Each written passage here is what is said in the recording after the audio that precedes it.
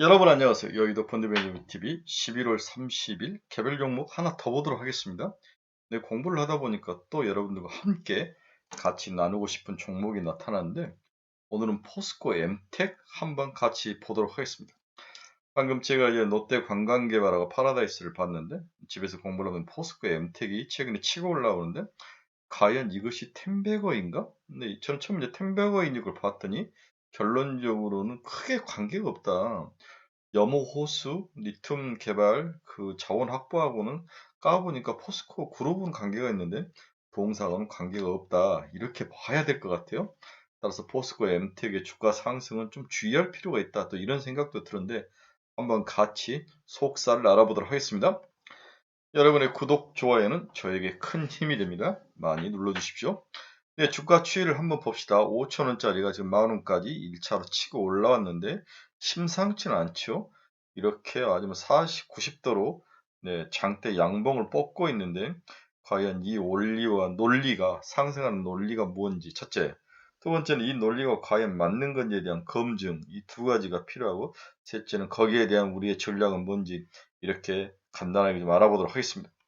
동사의 수급 추이를 보면 기관이나고 외국인인데 특히 외국인이 오늘 30만 주나 샀어요. 그 전에 11만 주를 샀는데 거래량이 그렇게 많은 종목도 아니고 인기가 있는 종목도 아니죠. 사실 이 종목의 거래량이 늘고 붙는 것들은 뭔가 사람들이 조짐을 알고 뭔가 여기에 대해서 확신이 섰다는 이야기인데 우리 같은 펀드 매니저들도 사실 여기에 대한 정확한 정보는 잘 모르죠. 포스코 엠텍을 커버하는 애들도 많지 않기 때문에 그렇다고 이제 철강을 사면 포스코라든지 이런 종목을 사지 엠텍을 사진 않죠.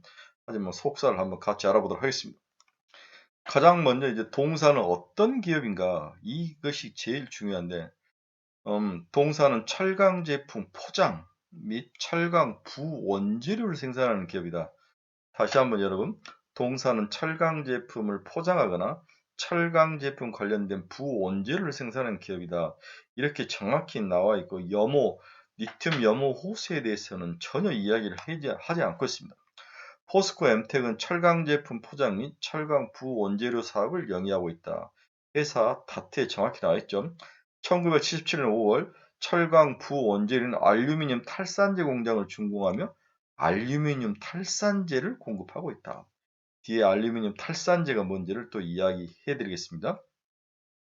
2012년부터는 철강 제품 포장 및 탈산제 공급뿐만 아니라 포스코의 페로망간, 동판 제공장 등을 위탁 운영하여 해당 역량을 확대를 하고 있다. 페로망간 공장하고 동판제 공장 이렇게 철강의 한 분야로 이렇게 연결되어 있는 부분인데 가장 중요한 것은 철강 제품 포장, 철강 부원재료 사업, 그리고 마이너티한 철강 공장을 위탁 운영하는 거 이렇게 세 개로 큰 사업을 나눌 수 있습니다. 여기에 절대로 리튬 광산 이야기는 나오지 않는 거죠. 어디를 찾아봐도 그 이야기는 나오지 않습니다. 네, 동사의 철강 원료 관련 기업이 매출이 33%였죠. 제품 포장에 관련은 50.4% 포장을 많이 하는 거죠. 철강 제품 포장, 열연, 냉형 등 제품 포장, 그다음 포장재료 판매, 금속 포장, 실 이런 것들이 50% 정도 나오고 철강에 들어가는 원료 이게 전부 다 제강 탈산용 부원료, 제강 탈산용 이 탈산용 원료가 들어가는데 이게 뭔가 한번 같이 알아보도록 하겠습니다. 이 탈산제란 것은 제강 공급 시 전로에 투입돼 산소를 제거하는 그러한 제품이 바로 탈산제입니다. 철강 제품의 내식성을 향상시키기 위해서 첨가하는 첨가물이 바로 탈산제죠. 그래서 철강 원료 중 하나인 알루미늄 탈산제는 알루미늄 인got, 알루미늄 펠레트, 알루미늄 미니 펠레트, 고품위 알루미늄 미니 펠레트로 구성되어 있는 게 바로 탈산제입니다. 이 탈산제를 집어넣어서 철강제의 내식성을 향상시키는 게 바로 탈산제다. 그래서 철강 안에 들어가는 어떤 부품, 제품, 뭐 첨가제를 생산하는 그런 기업이다. 그런 제품을 생산한다. 이렇게 봐야 되는 거죠. 그래서 이런 탈산제 원료 중에 하나는 알루미늄 페럿이라는 단어가 있는데 이건 뭐 하는 거냐? 용도는 제강 공정에 과포화된 산소를 제거해주고 제강 제품의 용접성을 높여주고 인성을 높여주고 고온과 부식에 대한 저항력을 강화하기 위해서 첨가해주는 제품이 알루미늄 펠렛이다. 펠렛이다. 펠렛. 펠렛이 아니라 펠렛. 다시 한번 제강 공장에서 과포화된 산소를 제거해주고 산소를 제거해야 기포 같은 게 없으니까 단단하고 좋은 양질의 제품을 생산할 수 있는 거죠. 제강 제품의 용접성, 인성, 고온과 부식에 대한 저항력 강화 여기를 높이기 위해서 넣은 제품이 알루미늄 펠렛이다. 이렇게 이해를 하시면 될 것 같습니다. 자, 그러면 다시 앞으로 넘어와서 동사는 다양한 그 펠렛을 만들 펠렛들, 네, 펠레트, 미니 펠레트 이런 것들을 만들어서 동사의 철강을 만드는데 좋은 철강을 만들기 위해 들어가는 부산물, 부원자재 이렇게 이해를 하시면 될 것 같습니다. 주력이 아니다는 거죠. 네, 주력이 아니다 이렇게 이해하시면 될 것 같습니다. 자, 그러면 최근 주가가 갑자기 이렇게 튕겨져 올라오는 것은 리튬 강산 지분가치죠, 그렇죠? 옴브레 무에르토, 옴브레 무에르토, 옴브레 무에르토. 이게 굉장히 중요하죠. 아르헨티나 옴브레 무에르토. 최근 리튬 가격 상승세가 이어지는 가운데 포스코 소유의 아르헨티나 리튬 호수가치가 부각이 되고 있다. 리튬은 최근 공급이 수요를 따라가지 못하면서 연일 가격세가 오름을 나타내고 있다. 정부는 최근 캐나다, 호주, 칠레 등 광물 대국을 중심으로 공급망 협력을 강화를 추진하고 있고 이 가운데 포스코가 과거 매입한 아리나의 옴브레 무에트로 리튬 염호의 가치가 다시금 부각이 되고 있다. 포스코는 지난해 12월 매장량 1350만 톤에 2011년 11월 기준 리튬 평균 가격 1톤당 3709달러, 약 3600만 원 가격으로 정제 추출 비용을 곱해 산출한 가격으로 약 100조의 매출 추정치를 낸 바가 있다. 자기들이 가지고 있는 샀던 옴브레 무에트로 아르헨티나의 리튬호의 가치가 이렇다는 거죠. 지난 3월 기준 리튬 가격이 1kg당 91,409원을 기록한 것과 비교하면 지난해 말 대비 약 2.5배 상승한 250조 원으로 가치가 더 올라갈 거다 이렇게 예상을 하는 거죠. 250조. 어마어마하네. 이렇게 하면 눈 확 돌아가는 거죠. 자, 문제는 이게 정말 포스코 엠텍의 소유한 건가? 그렇지 않다는 거죠. 포스코는 2018년 인수한 아르헨티나 리튬 염호 가치가 누적 매출액 기준 35조에 달한다고 포스코가 발표하면서 동사의 주가는 지난해만 급등락을 반복하는 패턴을 보였다. 누구는 끼다 아니다 왔다 갔다 한 거죠. 현재로서는 동사가 영위하는 사업과는 무관한 상황이다. 과거 2016년부터 동사가 도시광산 사업을 사업 목적에 추가하고 포스코 그룹의 소재 전문 기업으로 사업 다각화를 시도하면서 사업명도 포스코 태그로 변경했기 때문에 시장에서는 포스코 그룹의 소재 관련 산업에 대해서 동사의 관련 산업으로 인식하는 경향이 있는 것으로 판단이 된다.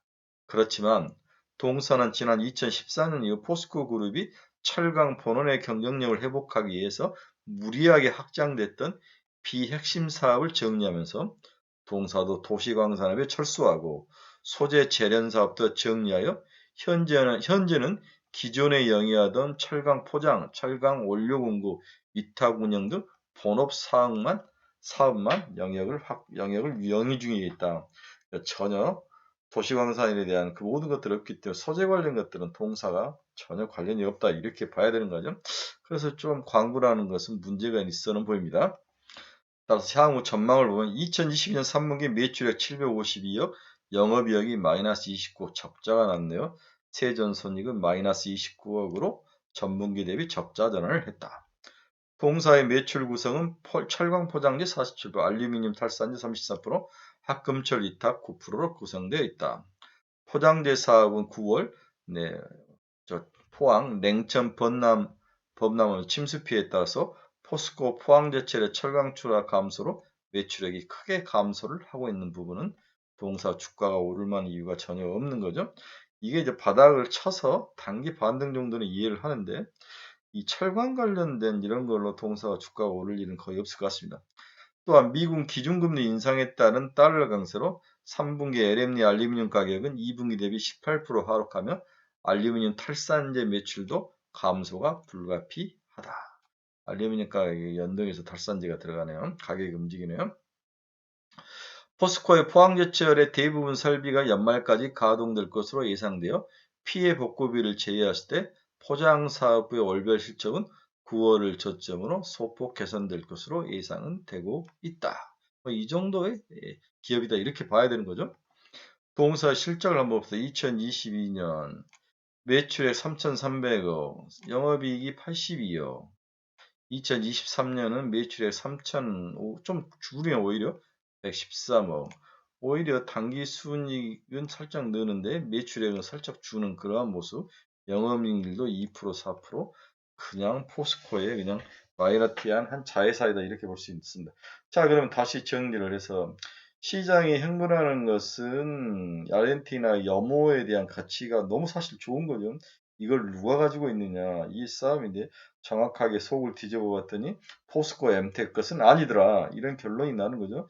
나중에 이게 발견되면 또 주가 폭락할 수 있으니까 주의를 할 필요 있다. 두 번째, 이걸 뒤집어 보면 뭔가 이 사람들이 흥분해서 이걸 사기 시작했다는 것은 주식은 또 꿈으로 가기 때문에 강심장인 사람들은 한번 또 들어가서 단타를 해볼 만한 그러한 가격대인 건 사실이다. 이런 면도 있을 수 있죠. 다 알고 있습니다. 동사가 아르헨티나 염호를 가지고 있지 않는 것도 다 알고 있는데 들어가서 뭔가를 하고 있다는 것은 다 알고 있으면서도 단기 투기적으로 들어갔다는 이야기도 볼 수 있는 거죠. 이런 두 가지 측면을 잘 구별을 해야 된다. 개인적으로는 뭐 죽지 않을 돈으로 한번 들어가서 튕겨보고 50% 정도는 한번 해볼 수 있지 않을까. 또 펀드매니저의 30년의 감으로는 또 그런 생각은 좀 듭니다. 네, 오늘은 최근에 열광하기 시작한 포스코 엠텍에 대해서 잠깐 알아봤는데 주의할 필요가 있다. 하지만 강심장이고 트레이딩에 강한 친구들이라면 한번 들어가서 참여를 해볼 필요는 있다. 이 정도로 결론을 내보고 싶네요. 미안합니다. 뭔가 확 부러지게 이야기를 해주지 못해서 제 생각은 그렇습니다. 여러분 감사합니다. 내일 뵙겠습니다. 투자에 도움이 되시길 바랍니다.